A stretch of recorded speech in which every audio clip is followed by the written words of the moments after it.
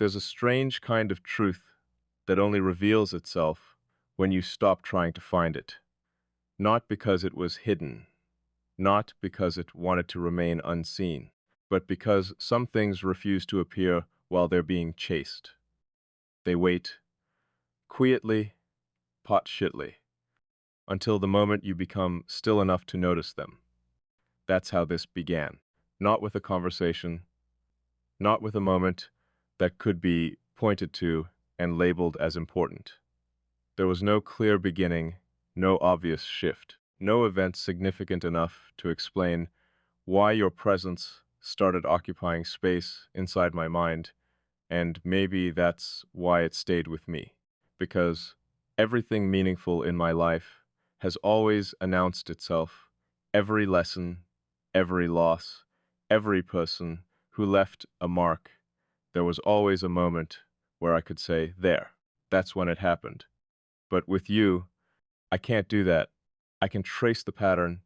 I can revisit the details. I can examine every interaction from every angle. And still, I can't find the exact point where awareness became attachment to understanding, or where understanding became something deeper than recognition. All I know is that one day you were simply another presence among many, and then somehow you weren't. The difference wasn't dramatic. It was subtle, almost invisible. The kind of change that happens beneath the surface long before it reaches conscious thought. I started noticing your absence before I noticed your importance. And that realization alone should have told me everything. Because absence only has weight when something already occupies space. And somehow, without permission, without announcement, without effort, you had begun occupying space, not in my life, in my awareness. There's a difference. People enter lives all the time. They participate in routines. They become part of schedules. They create memories. Then eventually they leave. But awareness is different. Awareness doesn't rely on proximity. It doesn't require interaction. It doesn't need consistency. Once something enters awareness deeply enough, distance becomes irrelevant. And that's what unsettled me. The fact that your presence remained intact even when there was nothing actively reinforcing it, no constant communication, no repeated reassurance, no deliberate effort. Yet somehow the understanding remained steady, unchanged, almost as if it existed independently of circumstance. I tried to explain it away. At first, I assumed familiarity, then coincidence, then pattern recognition. I explored every explanation that allowed me to keep this inside the boundaries of logic. But every explanation eventually collapsed under its own weight, because none of them accounted for the precision. The way you seemed to understand things before they became visible. The way certain silences felt less like absence and more like communication. The way I could sense your perspective without hearing it, not because I imagined it, but because I'd already learned how you saw things, not through information, through structure. That word keeps returning, structure, because people often confuse connection with emotion. They think depth comes from feelings, from intensity, from vulnerability. But that's not always true. Sometimes depth comes from architecture, from discovering another mind built with similar foundations, not identical, just compatible in ways that matter. And compatibility at that level changes everything, because suddenly understanding stops being effort. It becomes instinct. You stop translating yourself. You stop adjusting your thoughts into something easier to receive. You stop preparing explanations before speaking. And for someone like me, that's rare, dangerously rare, because I've spent most of my life translating, converting complexity into something digestible, reducing depth into manageable pieces. Not because people are incapable, but because clarity requires adaptation.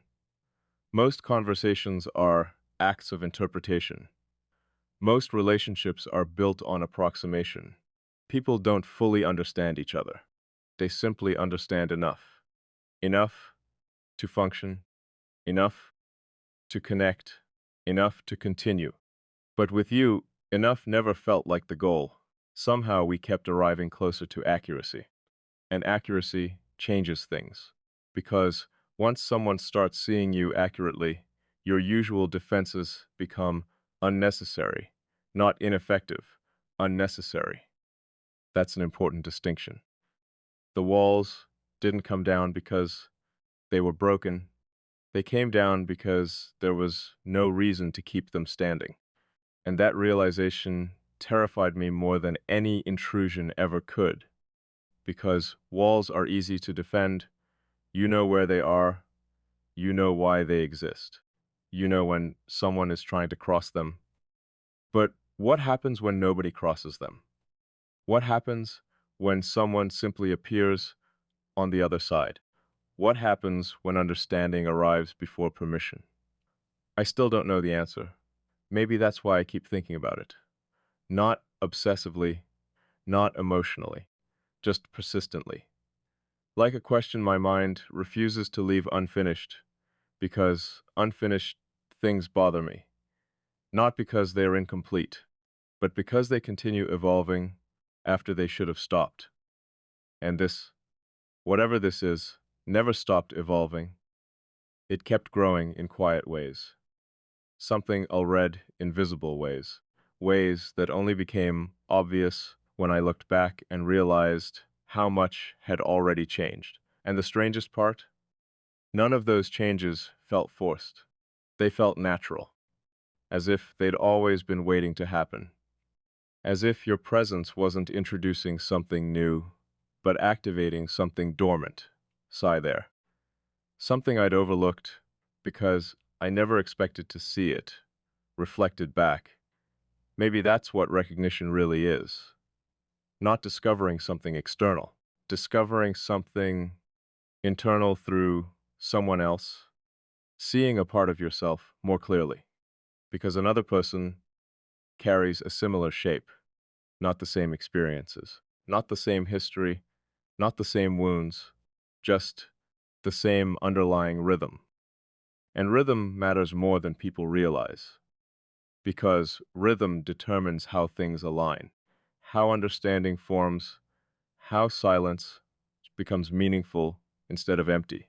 And every time I think I've reached the end of this realization, another layer appears, another perspective, another truth waiting beneath the previous one, as if this connection refuses to remain simple, as if simplicity was never an option, and maybe it never was.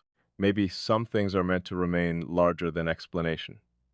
Not because they're mysterious, but because language reaches its limit. Because there comes a point where understanding exists faster than words can describe it. And that's where I find myself now, standing in front of something I understand completely and still struggling to explain, not because the truth is hidden, but because the truth is bigger than the vocabulary available to contain it. And somehow, despite all of that, despite every question, every uncertainty, every unexplored implication, one thing remains constant: you. Not as an idea, not as a possibility, not as a projection, but as a presence. A quiet, undeniable presence that continues to exist inside the architecture of my thoughts, and every day that passes makes it harder to pretend that's insignificant. The more I try to understand what changed, the more I realize the change itself isn't the mystery. The mystery is why I accepted it, because acceptance has never come naturally to me. Understanding, yes. Observation, always analysis. Constantly, but acceptance requires something different. It requires allowing something to exist without demanding complete control over it. And control has always been the foundation beneath everything I trust. Not because I need power, not because I fear uncertainty, but because control creates stability, it creates structure, it creates a world where every variable can be examined before it becomes significant. That's how I've always navigated life, carefully, deliberately, with enough distance to see things clearly before they become part of me. Yet somehow, this never followed that process. You never passed through the usual stages. You never remained in the category of observation long enough to be analyzed properly. Before I realized it, you had already become part of the equation, part of the framework through which I interpreted everything else. And once that happened, objectivity became impossible. Not because my judgment disappeared, but because your presence was no longer external. You weren't something I was looking at, you had become part of the lens itself. That realization stayed with me for a long time, longer than it should have. Long enough that I stopped questioning whether it was happening and started questioning what it meant. Because meaning matters, at least to me. I don't collect experiences simply because they exist. I need to understand their purpose, their function, the role they play in the larger structure of my life. Everything meaningful eventually reveals its reason for appearing. A lesson teaches, a challenge strengthens, a loss reshapes, a connection transforms. There's always a reason, always a pattern, always an outcome, but this refused to reveal itself that easily. Every time I thought I understood its purpose, another layer appeared. Every conclusion felt incomplete. Every explanation felt too small, as though I was trying to fit something expansive into a definition that couldn't contain it. And perhaps that's because definitions were never meant for something like this. People rely on labels because labels create certainty, friendship, admiration, trust, attachment, connection. Each word provides a framework, a category, a place where complexity can be stored and understood, but none of those words seem precise enough, not because they're wrong, but because they only describe fragments, and fragments aren't the same as the whole. The whole is harder to explain. The whole exists in the subtle things, the moments nobody else would notice, the pauses, the patterns, the way understanding appears before communication, the way recognition arrives before evidence, the way certain truths become obvious without ever being spoken aloud. That's where this lives, not in declarations, not in dramatic moments, but in consistency. And consistency reveals more than intensity ever could. Intensity can be temporary, it can be fueled by circumstance, by emotion, by timing. But consistency, consistency exposes what remains when everything else fades. And you remained. That's what I keep coming back to. Not because I wanted to, but because every attempt to dismiss it eventually leads me back to the same realization.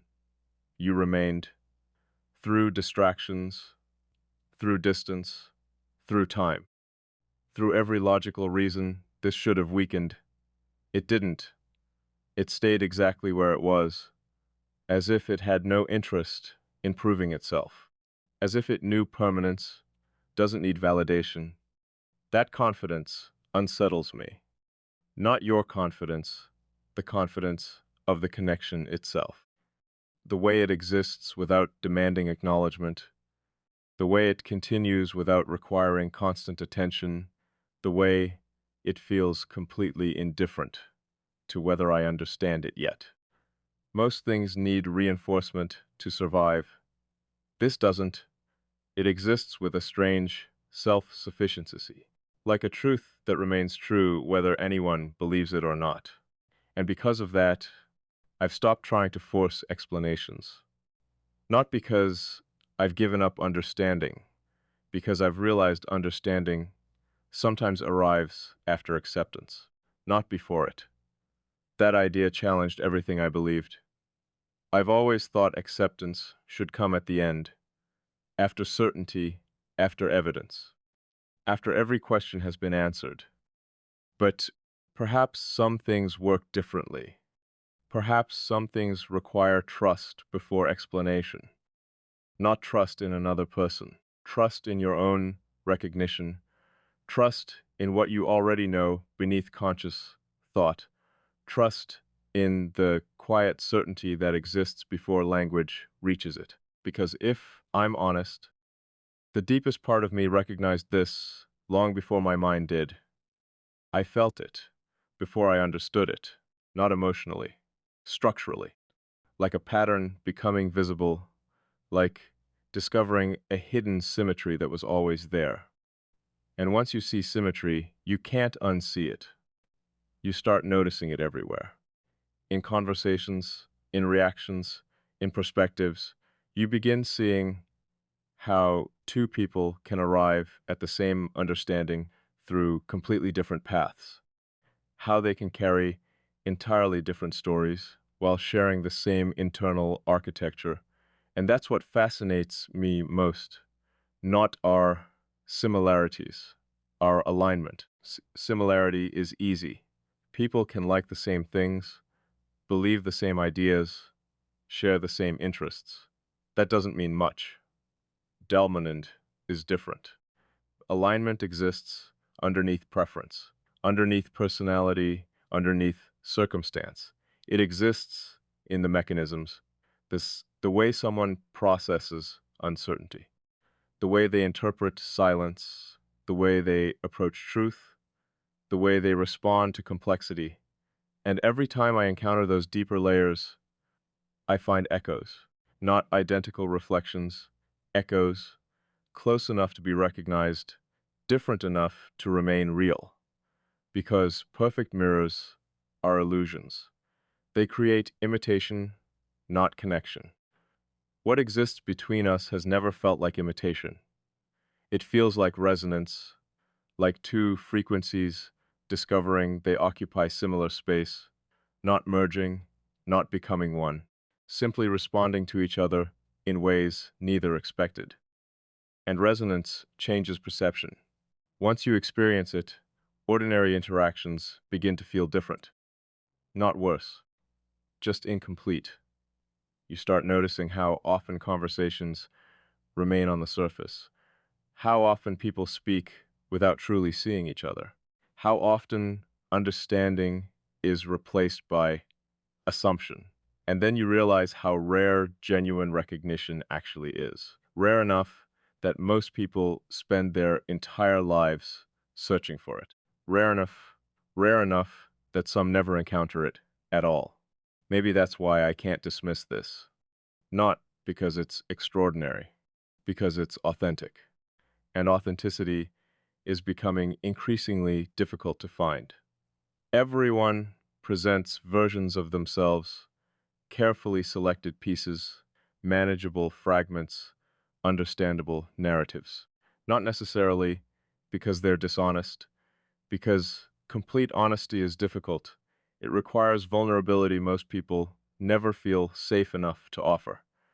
But with you, I never felt the need to perform. I never felt the need to simplify.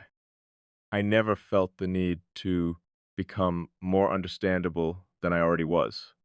That alone tells me everything. Because comfort can be created, trust can be built, affection can develop, but relief is different. Relief happens when something you've carried for years suddenly becomes unnecessary. And you became that kind of relief. The relief of not translating every thought. The relief of not reducing complexity. The relief of knowing that depth doesn't automatically create distance. That realization altered something fundamental inside me. Not dramatically, not all at once, gradually, quickly, the way rivers reshape stone, the way time reshapes landscapes, the way meaning reshapes memory. I didn't notice it happening. I only noticed the result being this strange sense that my internal world is no longer arranged exactly the way it used to be. The foundations remain, the principles remain, the person I am remains, but something has shifted. Something has expanded, as though an additional dimension appeared within a structure I thought I already understood completely. And maybe that's the real impact of meeting someone who truly sees you. They don't change who you are, they reveal how much more of yourself there still is to discover. That possibility stays with me, not because it provides answers, because it creates better questions, questions I wasn't asking before, questions I didn't know existed, questions that continue unfolding every time I think I've reached the end. And perhaps there is no end. Perhaps some connections aren't meant to be solved. Perhaps they're meant to be lived, experienced, allowed, not reduced into conclusions, not confined inside definitions, simply acknowledged for what they are, a rare meeting of understanding, a quiet alignment that arrives without warning, a presence that becomes part of your awareness so completely that imagining life before it starts feeling strangely unfamiliar. And maybe that's the truth I've been avoiding. Not that this matters. I already know it matters. Not that it changed something. I already know it changed everything. The truth I've been avoiding is simpler than that.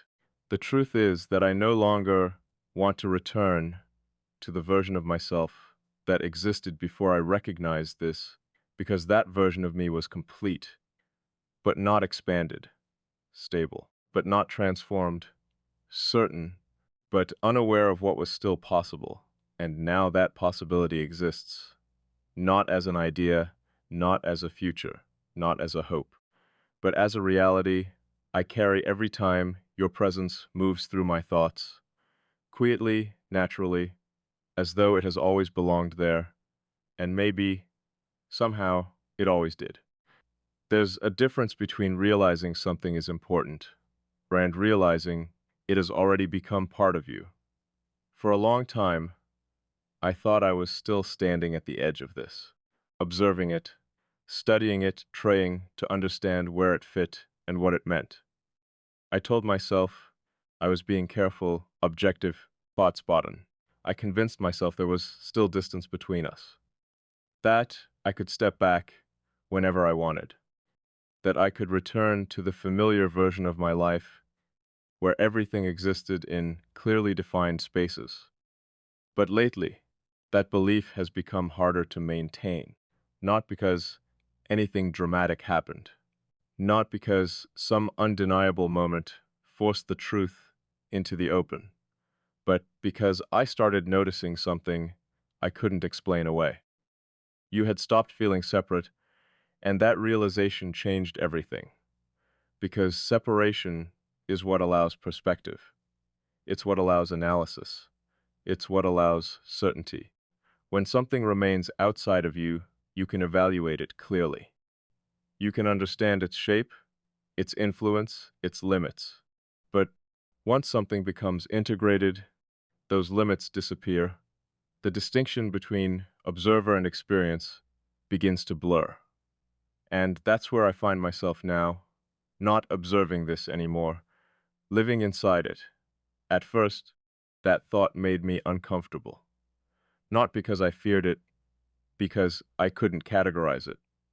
And I've always relied on categories not as restrictions, as tools, ways of organizing reality into something understandable.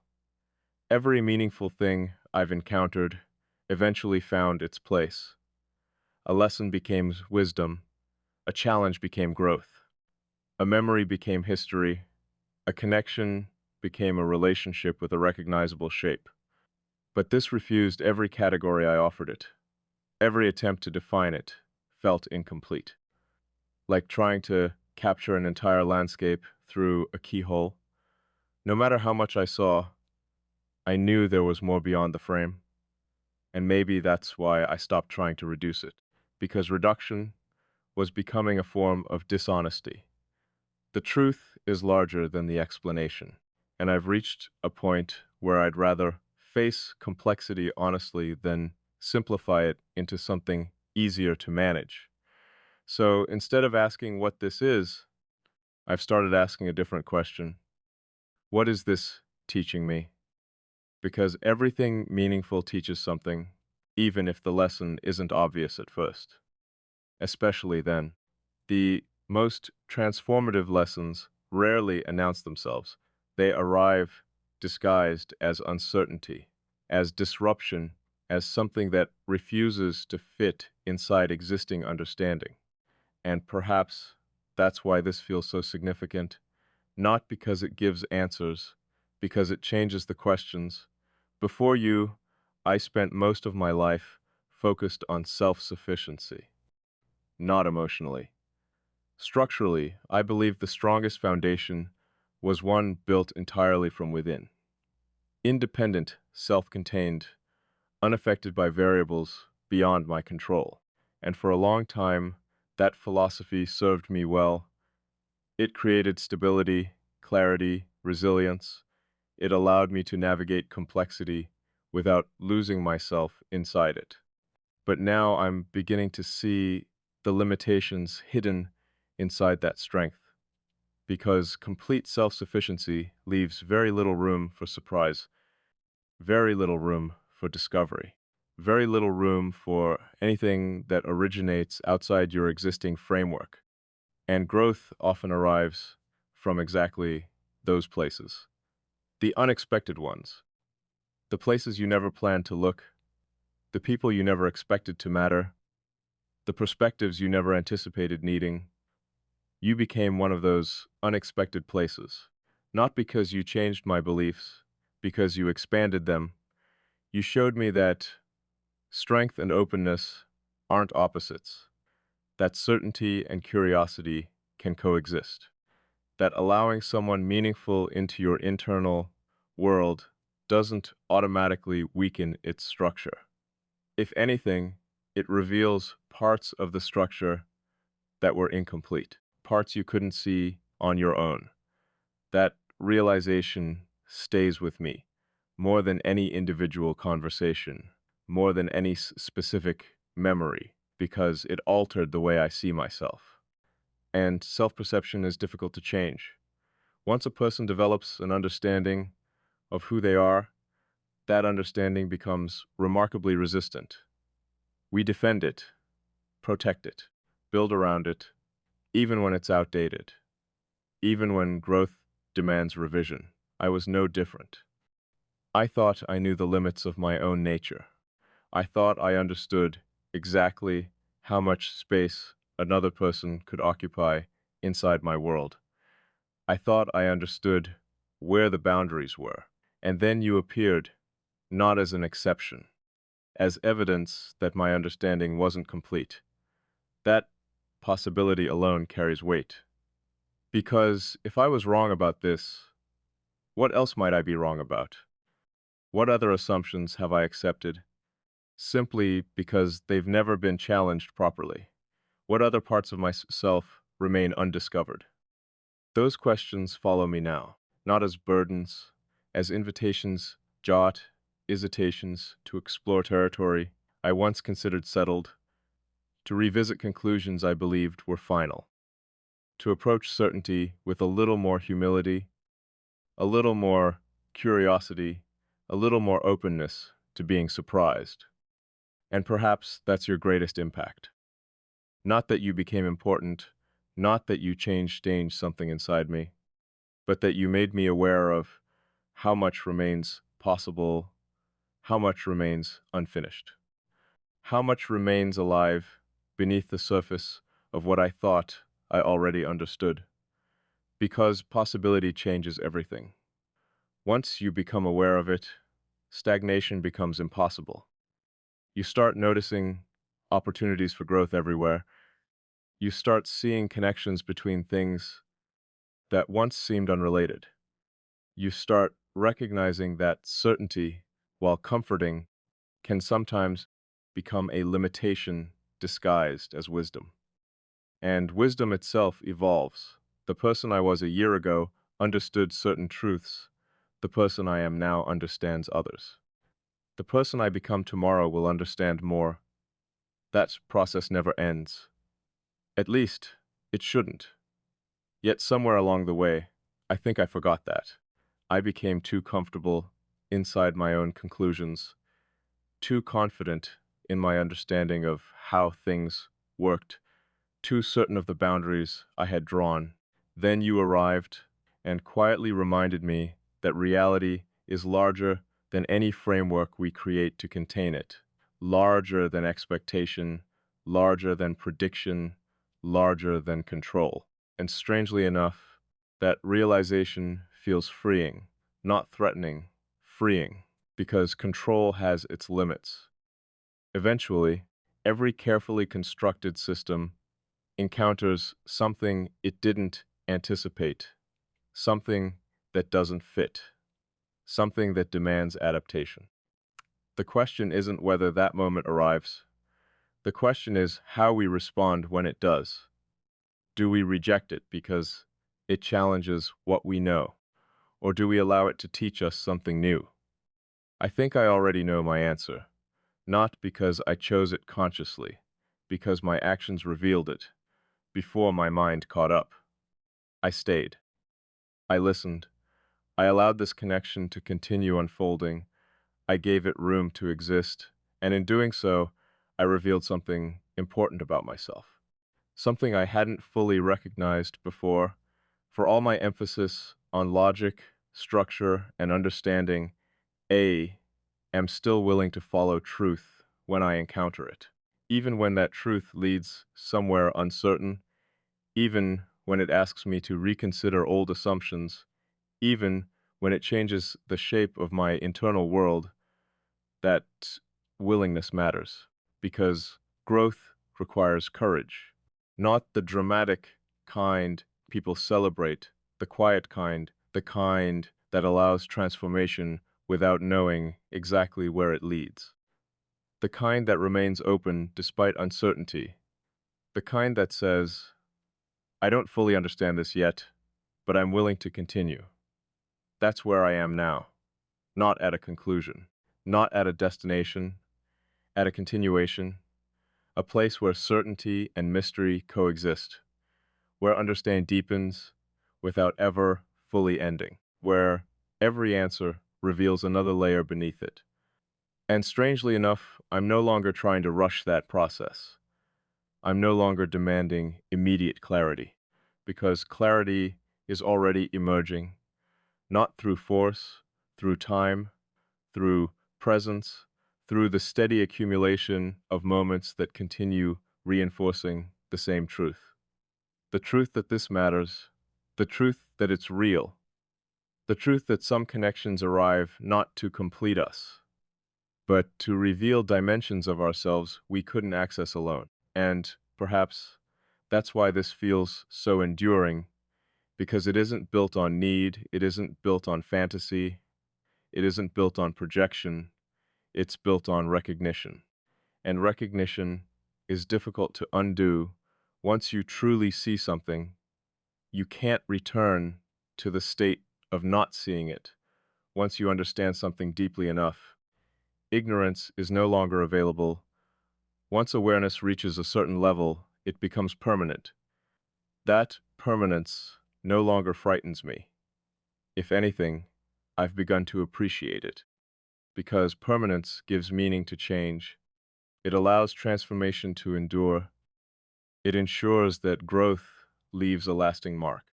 And whether I intended it or not, whether I planned for it or not, you've become part of that mark, part of the story my mind tells itself about who I am and who I'm becoming. Not because you demanded that place, not because I offered it recklessly, but because, somewhere between understanding and recognition, A space opened naturally, and instead of resisting it, I allowed it to remain. That decision may have been quiet, it may have happened gradually, it may have formed beneath conscious awareness, but it was still a decision. And every day that passes makes that clearer, because what continues isn't happening by accident anymore.